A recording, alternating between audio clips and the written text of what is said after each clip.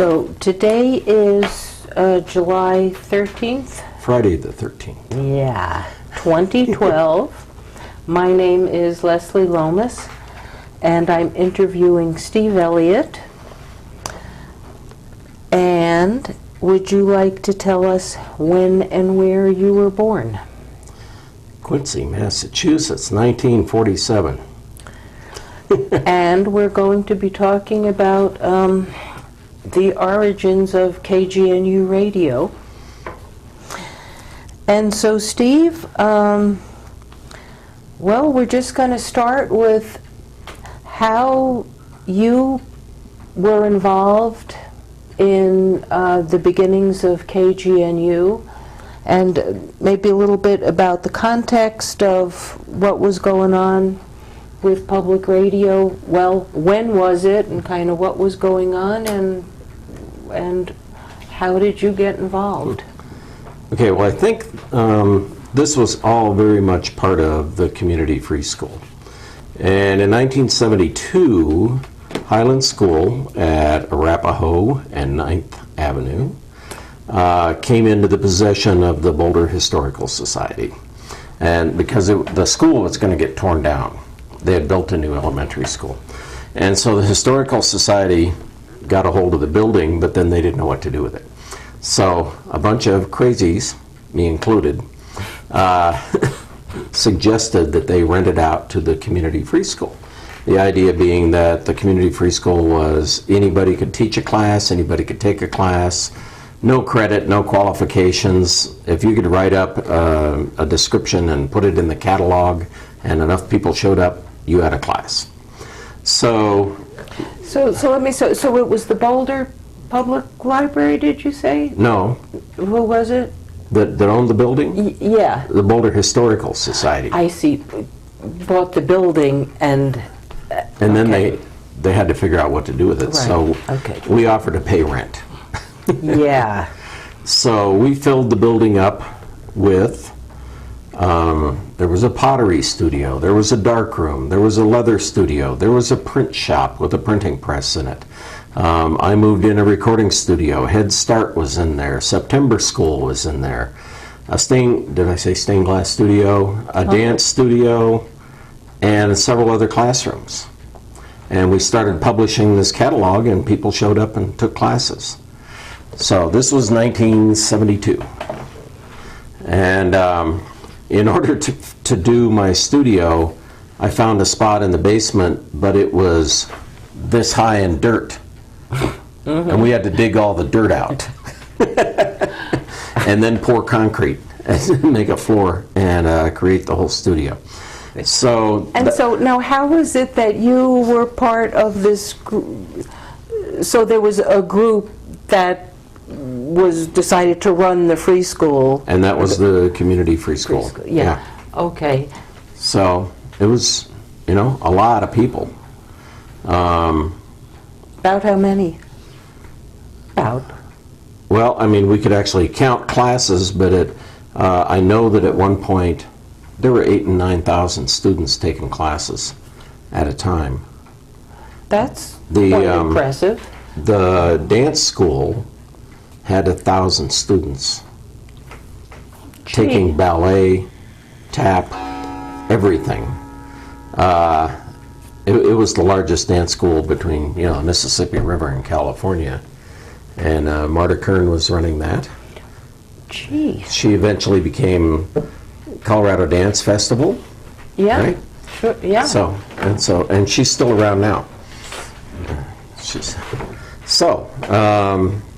And the community free school has a long history of creating things that became parts of Boulder that we take for granted now.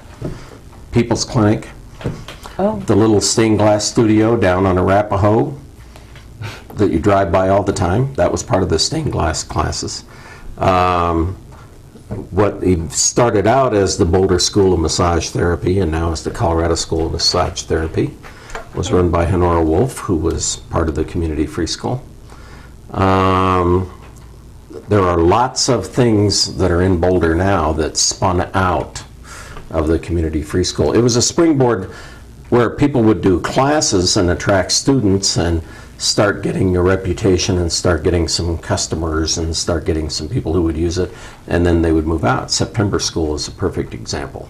They were one room in the building, and now, of course, they're down on Walnut there, right?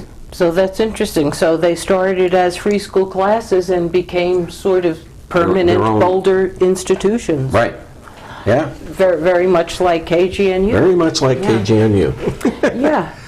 So, yeah, so how did that happen? so I had a recording studio in the basement. Oh, and Head Start was upstairs from me. If you want to do a recording studio, there's nothing like 80 little feet stomping around upstairs. So we had to do all our recording after they left for the day. But we were in the basement, and we had a little bit of equipment. And at that time, you have to realize, there was no internet. There was no cable TV to speak of. The only cable TV in Boulder was on the hill where there was a little shadow where they couldn't get TV reception from Denver. And there was a little tiny station that had a dish up on top of the hill just outside of Chautauqua, and they ran a little cable down into just the houses on the hill. That was the cable TV situation in Boulder. Little tiny. I'd be surprised if they had a few hundred houses that were there. So a guy named Sam Street showed up, and he had this new concept, which was he was going to run cable to all of Boulder. And part of his pitch was that he would allow public access channels on the cable system that would now be throughout Boulder. And one of the possibilities was FM radio over the cable. And we thought that that was going to be the way to go because we wouldn't have to get any federal licenses. We wouldn't have a transmitter. It would be cheap. We wouldn't we wouldn't have to buy a transmitter. We wouldn't have to have the antenna up on the hill and all that other stuff because we could just run a phone line straight to the cable guys. So this is the catalog, which is November of 1973. And so out of that idea for a cable radio station On the cheap. came the class. Right, so Okay. I put a class in the catalog called A Desperate Attempt to Start an FM Radio Station for the Free School. It cost $25 to show up. And so I said, well, we're just going to try and do an FM radio station. And a bunch of people showed up, and I remember having a meeting there. There was probably a little over a dozen people, you know, who showed up and said, yeah, okay, I want to see what's going on. And so why was it that you were interested in starting a radio station? Was there other public radio around at the time or not? And what made you want to do it? There wasn't any other public radio station. There were two radio stations in town. The AM station was KBOL. Is that right? I think that's the call letters. The AM radio station, 1490, and it was out on Pearl Street at about 30th, and they were the hometown. We'll do interviews with local businesses and give you recipes over the air. You know, Yeah. And they broadcast the football games from CU. That was the big draw there. That sort of thing. The FM station in town was KRNW. RNW was Robert Neil Wilkinson, and he, his big dream in life was to have classical music for dinner. So he bought this radio station in 1950, and for a long time it only came on from 6 o'clock to 10 o'clock at night, and he played classical music. And he'd do string quartets, and then he'd work into some light classical, and the last hour would always be a symphony. you know, and that was, and then about the same time, well, maybe it might have been 70 or so, he started allowing disc jockeys to buy time from him. He didn't want to manage a radio station. So people who wanted to have a show would come in and they had to pay $100 an hour per month. So Kenny Weisberg had from 8 o'clock until noon, so he had to pay $400 a month. And Kenny would go around to his sponsors and say, you know, for $50 a month, I'll mention your name on the air every day. And so if he got enough people, he would make some money with his radio show. So early morning was the light stuff, the Crosby, Stills, Nash and Young, and the, you know, and the light stuff. And then from noon till 6 was pretty heavy rock and roll. At 6 o'clock, it was classical music that went through the dinner hour. And then after that, it was jazz until the DJ got tired and went home. And so that was pretty interesting format. And the nice thing about that was that the DJs were the ones that knew the music and did all the programming, but they also had to hustle their own advertising and do their own finances to do it. So, and just to mention that the program format that you mentioned is actually very similar to then what happened on KGNU. So interesting. Yeah. So as the recording studio, one of the things that we did was we recorded a lot of the ads that ended up on those two radio stations. So that was one of the ways we were making money at my recording studio. So so there was no public access radio at that time.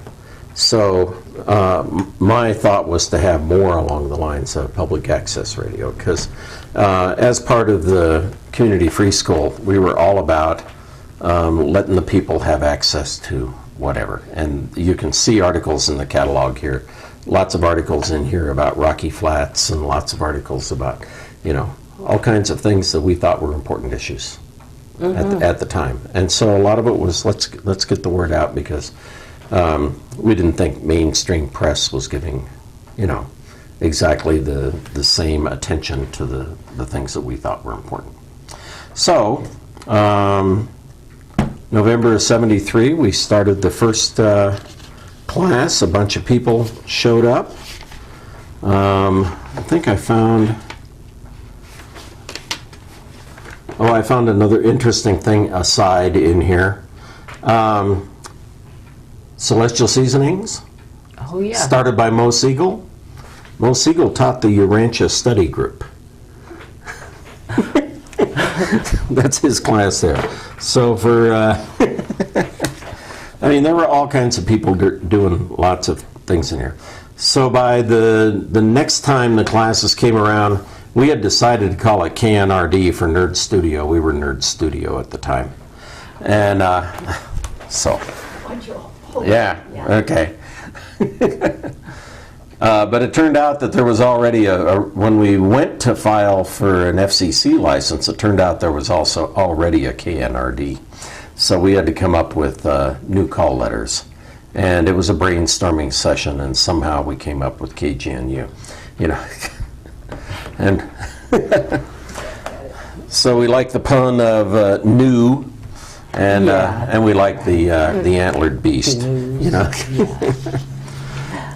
So, and was there government funding for starting non-commercial radio stations available at that time? No. Okay. I did find one article in the catalog here that said they had made a presentation to Boulder City Council, who liked the idea and mentioned maybe they could come up with some money, but I don't know that any money ever came up from the city. The other thing that happened at the same time, or around the same time, was the number of available frequencies for FM radio was getting squeezed, you know, and they're becoming very scarce. So the university decided that they had best apply for a license. And they applied for a license. And I think this was one of those things where KGNU applied a few days before the university. So, and I think the university does have a small FM station now, but I think the power is limited to just campus-wide. That may be. I think And at least a few years ago there was. Yeah, and I think that they got a license, but it was very limited power, and I think the KGNU license was more power, allowed for more power. So, I think my role in this, what you could call catalyst, into just getting things going. And people started meeting, and they started having their meetings on their own, and they started doing their own stuff, and I had to back off because I was trying to earn a living doing this, and one of my major problems was head start upstairs. So we ended up having to move to a new location down on Pearl Street between 17th and 18th, or 18th and 19th, down on there. And so that took all of my time, all my energy, all my money, Yeah. And so I ended up backing off of being an active participant in the KGNU activities. But like a mother hen, you watch things going on and all that. So this would be early. This would be 73, and when we went and did the research at the Carnegie Library, it says that the radio station came on February 22nd of 1978. Yeah. So it took 4 years. Yeah. Right. And so the question is, so what is involved in starting a radio station? Bureaucratic stuff like getting a frequency and all that, and technical stuff. And I guess that you were all sort of starting from scratch here. So, what was involved? What did you have to do? So to learn? The answer is, when we had the first meeting, we had no idea. And we just kind of started, the process. Fortunately, there was Howard Davidson, and I think he was from Ball Brothers, who was an engineer, and he had the right credentials, and he knew how to do the stuff, because there was filling out the forms, there was applying to the FCC, there was applying for permits, there was all kinds of stuff. There was creating a corporation, a nonprofit corporation. There was, getting people together and getting volunteers who wanted to do programs, even though there was no way to get them on the air, but we had to start. And there was contacting record companies to get on their mailing list. At that point, if you were legit, you would get samples of records as they came out and all that sort of thing. The most complicated stuff was you had to do engineering drawings of the propagation of the radio waves. And there were places that you couldn't go. Table Mountain out north of Boulder is a sacred site because NCAR uses it for testing. And they had all kinds of stuff out there. So you had to design an antenna that had a hole in it that didn't propagate to that area. And it's still there. I mean, if you can drive by on Nelson Road and the signal on your car radio dips as you drive out there, and it's by intent. So we had to design that. We had to get, and by this time it became apparent to everybody that cable was not going to be the only way. We had to do broadcast. So people decided we were going to do broadcast. So that's a whole nother level of dealing with the FCC and all that. So in other words, with the cable, you wouldn't have had to go through the FCC and Right. get that broadcast license Right. and antennas and all that stuff you wouldn't have had to Right. do. So it turned out that Yeah. you did have to do it, and you had to learn Learn how to do it everybody as had we to did. learn what it was. Yeah. Yeah. So, but that was the fun part. I mean, every part of it was a challenge, you know.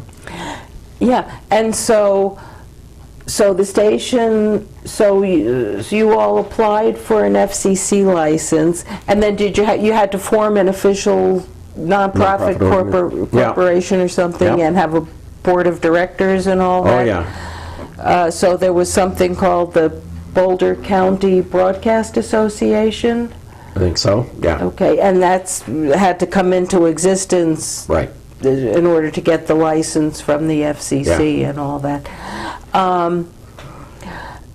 Okay, and then, so at some point, was there some possibility that it might be a joint thing with the university? That was discussed, but part of the problem was that the radio station would be under the purview of the regents, and everything would have to be cleared by them. All the programming, all of the stuff, and it didn't work out. Because it became apparent that they were going to have restrictions that the folks were not willing to deal with. We wanted to be loose. Yeah.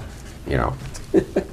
And you can understand why the university would have to do that for their own, you know, safety, because I know you're going to find this hard to believe, but on KGNU there have been people who have advocated the forceful overthrow of the United States government. You know. I'm shocked. And if that happens on KGNU, people are going, yeah, okay, it's you know. Whereas if it were the university, you know, it could have implications for what the state is going to give them for money next year. And, well, why would we give you money if you let all these guys, you know, run rampant and all that? So there was talk, but it didn't work out. Yeah. And then,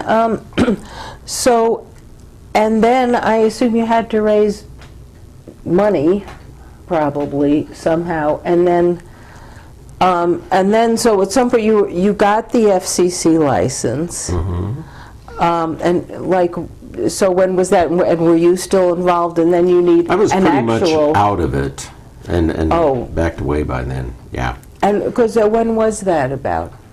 So what did we decide that was? Well, KGNU went on the air February 22nd, 1978. So the license would have been a week before then.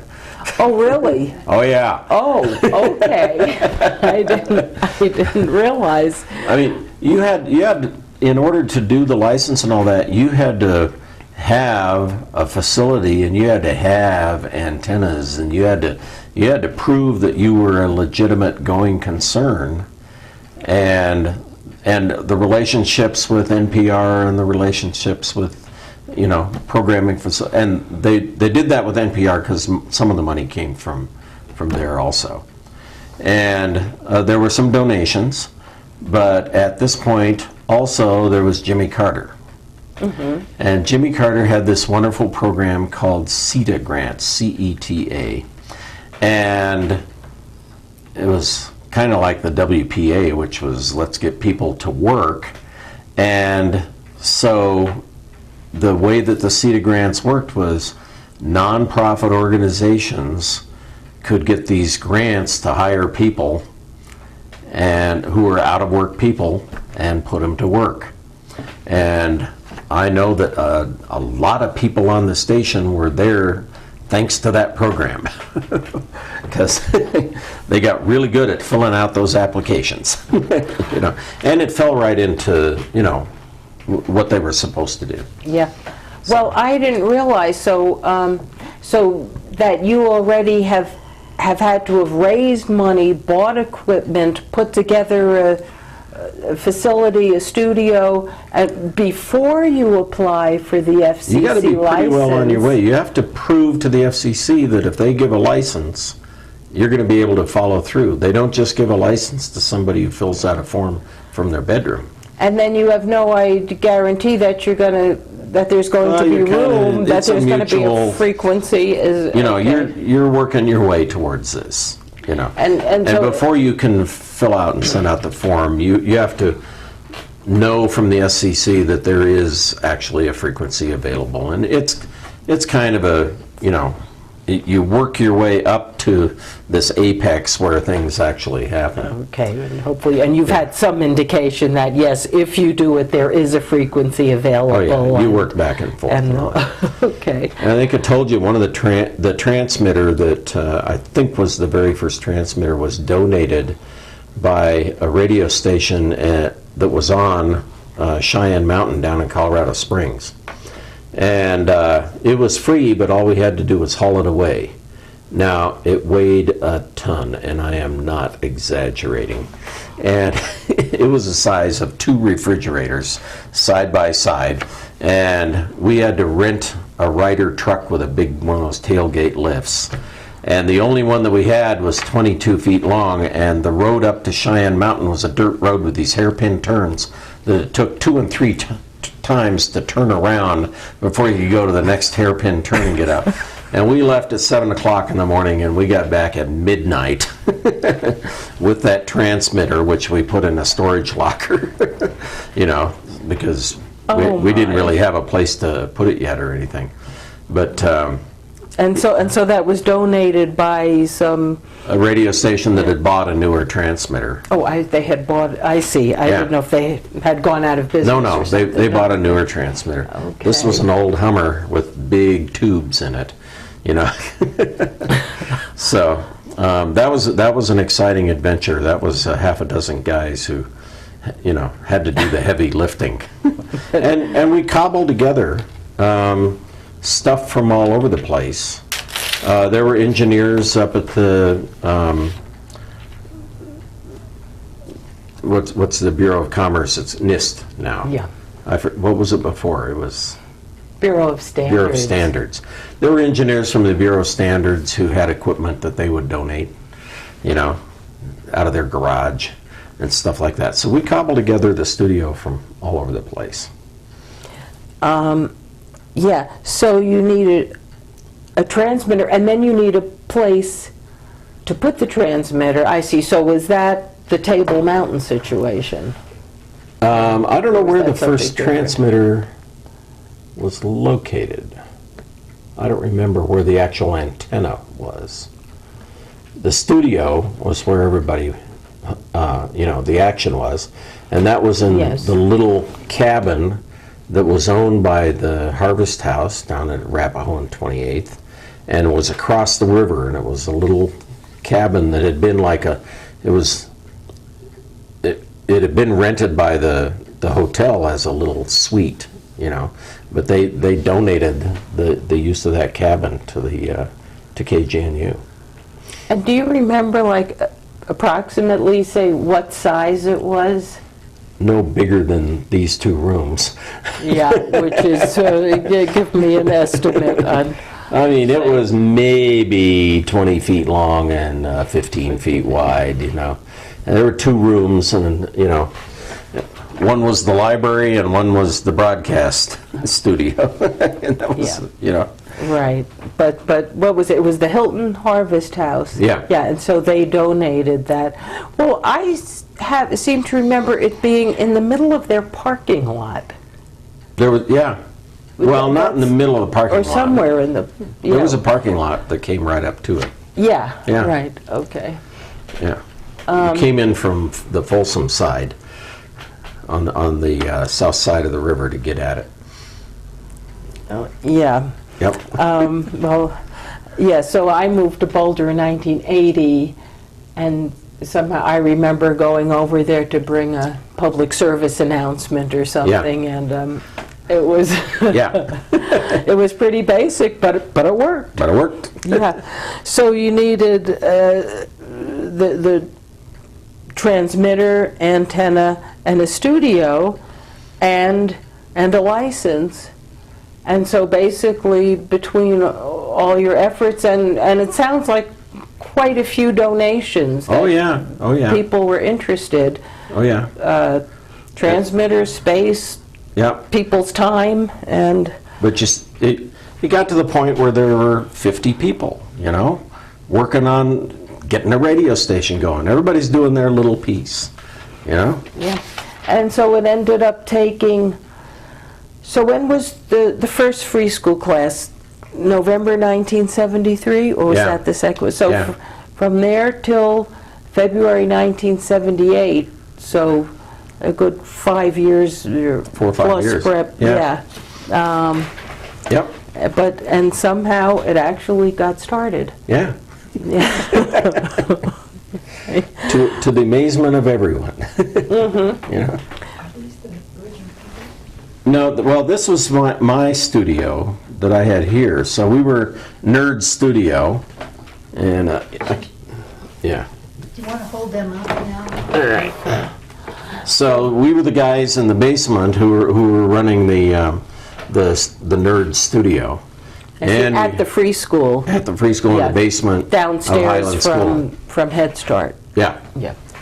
So Pat Nelson, who is now working in Hawaii, he's the electrician for the telescopes on the top of the mountain.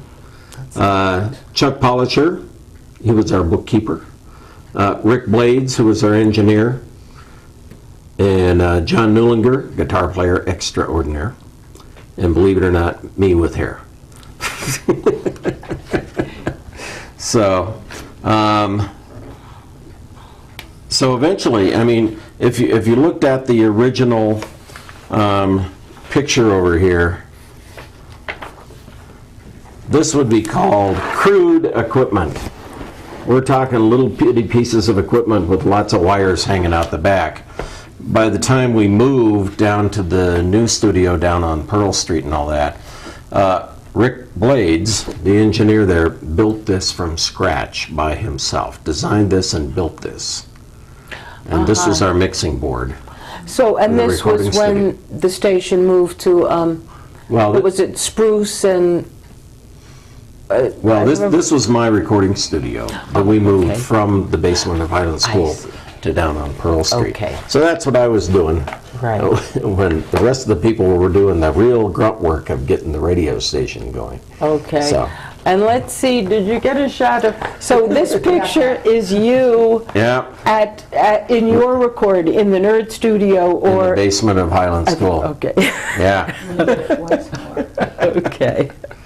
So crude Well. beginnings. Yeah, but you want to keep that one for posterity. Oh yeah.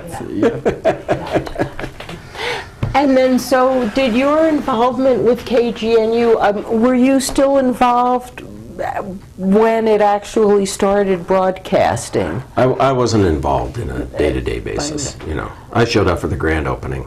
Uh-huh. You know, Okay. I was there in and out every once in a while. And so you weren't, Yeah. never did a program No. on KG? No. So you did all the work, in other words, you did a whole bunch of work, but then didn't really, I would say catalyst. You know, helped really get it started. yeah. You know, and when Glenn Gerberg became the station manager, he and I were really good friends. So, you know, we hung out a bunch. Must be 7 o'clock. Yeah, I was going to say, yeah, sort of take a break so we can hear what Okay. you're saying.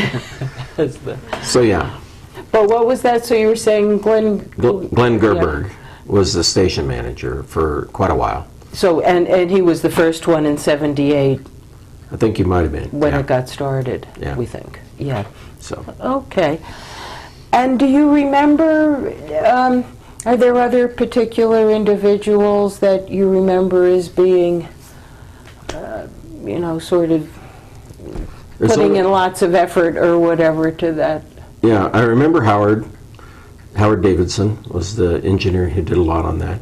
And the only other name, only because I've seen her every once in a while, is Carla Selby.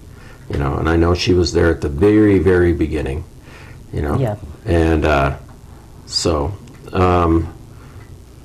there was, one other fellow, Doug Sutherland, and his brother, they helped dig out the basement when we were doing that stuff, and they became the Lost Night Lounge, which was a jazz club at the Holiday Inn up at 28th and right where 36 started out there. So that they were nightclub in the hotel, and then they ended up moving to the Jazz Cellar down on the Pearl Street Mall. And so, I mean, they were an offshoot of all of this, and there were several live broadcasts that were done out of their, you know, nightclubs.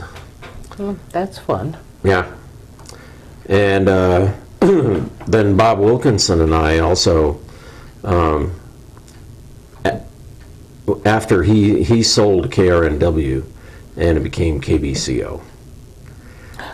Okay. So, and when he retired, then for a long time, he and I went around and recorded things like the Colorado Music Festival and the Boulder Phil, and those ended up on KGNU also. Yeah. And you had mentioned when we talked earlier that he was kind of an inspiration for you. Oh yeah, and he was definitely a mentor, and we would never have gotten through the FCC without Bob, because he was real good friends with all of the FCC folks. They thought he was pretty magic because he designed and built a lot of his own transmitting equipment, and these FCC guys would come up and look at the equipment and say, "Where'd you get this?" "I made it." "You made this?" You know. So they had a lot of respect for him. So he helped out with a lot of the applications and all that. I see. So so as well as having his own radio station, he contributed his talents and advice, whatever, to KGNU. Yep. Yeah. Okay, and then how did, as far as your life, so, well, it sounds like you were saying before, that you kind of needed to sort of keep your day job. Yeah. Yeah. Mm-hmm. So you kind of moved back to real life. Yep. Yep. Sometimes the essentials step in. It's annoying, isn't it? Yeah. And so what was it that you moved on to? Well, one of the things that I did was I ended up selling the recording studio, and then I went back to being on the administration for the community free school.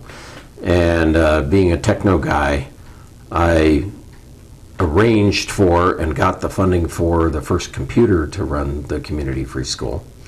And we were originally doing the registration on 8x5 cards, you know, and so... I remember them. Yeah. And so we switched that over to having a computerized registration system, and during the day it was the administration for the school, and then at night it was used for classes. You know, and we taught programming, and we had computers for kids, and we had all kinds of stuff that we were doing at night. So I moved on to doing that. The computer was an Alpha Micro computer, and there was no documentation for it. There was nothing, and so we learned how to publish catalogs, so I started publishing a little newsletter on the Alpha Micro computer with some documentation and hints and tricks and all that kind of stuff. And that turned into becoming a user group, and I just kind of morphed out of being the community free school administration and into running this user group full time. It just kind of took off. And at one point, I ended up having a staff of 5 people, and we were publishing a 120-page magazine every month. And teaching classes and holding conventions and all that kind of thing. So, you know, my career just wandered. Well, yeah. And actually, how long did the community free school last? Do you remember? It lasted through 1982. Oh, Yeah. okay. Victim Well- of its own creativity. Yeah. We were having classes about herbal walks in the woods through the city park's nature trails. And the city park went, wait a minute, we could do that. And we were renting out classes at the University of Colorado, renting out classrooms and giving classes on survey of English history and filling the room and charging money for it. And the university went, wait a minute, we could do that. And it started their whole adult ed program. We were renting out the YMCA and doing pickup basketball games on Saturday afternoons. And the YMCA went, wait a minute, we invented basketball. We could do that. So the community free school literally created the model that showed all kinds of organizations in Boulder that there was money to be made with adult education. Yeah. And also, well, the various projects. So Yeah. KGNU started as a class and then became a radio station. It sounds like Marta Kern started as a teacher and then Became Colorado Dance Festival. the dance Yeah. company, Yeah. et cetera. And Yeah. okay, well, yeah, so they really made a major contribution to all kinds Oh, yeah. of facets of Oh, yeah. life in Boulder. Yep. Yeah. Anything else you had? Yeah. We had a lot of we've fun. missed. We had a lot of fun, and we touched an incredibly large number of people in Boulder. I mean, it's strange when you go to parties and discover that somebody says, "Oh yeah, I took a class," and they remember that class, Yeah. and there were a lot of good things that happened in that time. Yeah. Yeah, there was a lot of stuff going on, and it's amazing. KGNU, there were times when people weren't sure whether it was going to make it, Yeah. or not, and Yep. somehow 30 or so years later, it's It's cooking. still going. Yeah. So okay. Well, I think have we covered it? You have a question? Just one question, and the pictures that are on the thumb drive, are they all pretty clear Yeah, what they are? Okay. I think so. Yeah. Yeah. So we have this additional, little. USB drive. Thank you. USB drive with pictures that Steve has taken relating to what we've been talking about. So thanks very much for doing that too. Okay.